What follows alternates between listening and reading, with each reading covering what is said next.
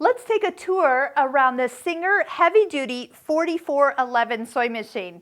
So we have it threaded and wound a bobbin, and I just want to show you what some of the knobs do, and so you know some basics of how to get to some of the stitches. So by the number, the 4411, 11 means that there are 11 stitches that we can do on this machine. So we've got straight stitch, we have zigzag, we have ways to do mending or a blind hem or overlock stitches. There's decorative stitches, and there's a buttonhole. So I hope you'll check out all our videos that we have to guide you on how to use all the stitches. So when you do have your machine threaded and sewing, just make sure your needle is up and out of the fabric before you turn the stitch selection dial. Whatever stitch is on, that's the stitch it's going to sew.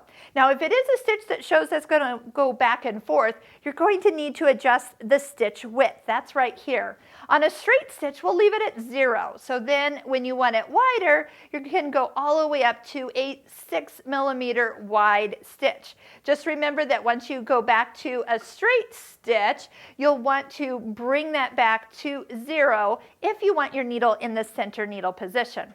Stitch length, that's how long the stitch is, how spread out it is. And you can actually change this dial while you sew. So if you're sewing a straight stitch like we are now, I made it all the way to 4, you can actually adjust that while you sew. Slow, narrower, not narrow, shorter stitch as we get down to 0, and then longer stitch, like almost like a basting stitch when it's at its longest number here. Needle position. Now before I turn that, make sure the machine has the needle in the highest position. Turn the hand wheel always towards you. Needle take up lever at the highest point, then you can move needle position. There's center, there's to the left, and then also to the right. Most of the time you'll want it in the center, but there's times where I want to sew a little closer to one edge of the fabric or the other. One way to do it is to move the needle to that side of the foot. Now here's the dial that says tension up here.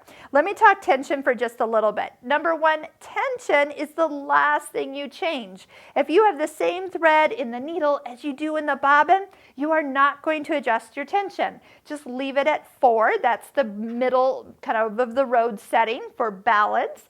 Now, if I had two different weights of thread, maybe I had a heavier one here and a lighter one here, yes, that's where I need to kind of balance it out.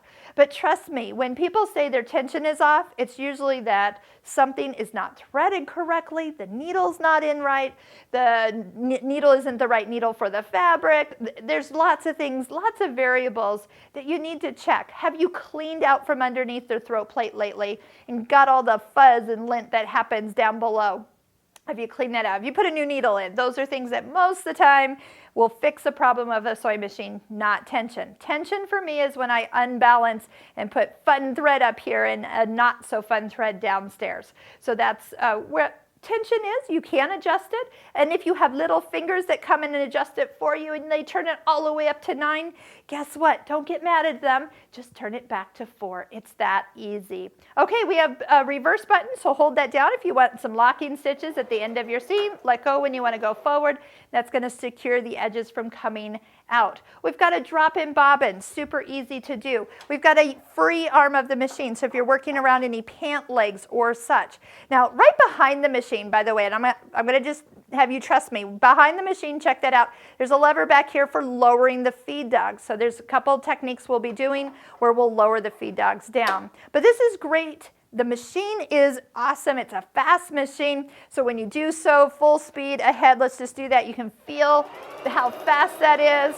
But when you stop, just make sure you bring your take-up lever to the highest position, lift up the presser foot, utilize the little cutter on the side of the machine. You don't have to reach for your scissors every time.